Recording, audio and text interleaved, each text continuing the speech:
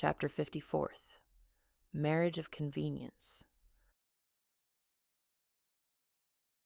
To file for an H-1B visa, you had to be married, and the filing had to happen within a week. In Russia, getting married in a week is impossible. The queue, the paperwork, a month of waiting. Impossible for an ordinary person. For me, impossible hadn't existed since childhood. I bought a pregnancy certificate.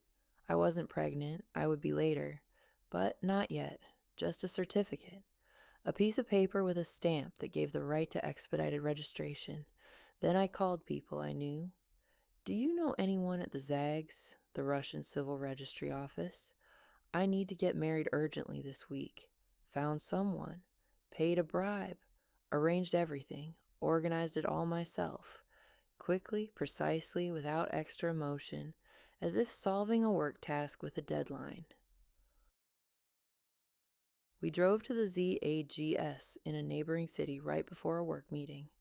Vanya wore whatever he was wearing. I wore whatever I was wearing. No dress, no ring, no getting down on one knee with "Be my wife." I handed over the gift. They stamped us in exchange, and we drove to work. A formality, a checkbox. Done. That is how I got married.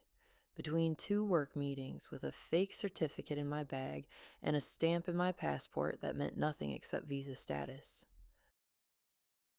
I stood in that ZAGS and felt nothing. Not joy, not solemnity, not even relief. Just a cold business-like satisfaction. Task completed.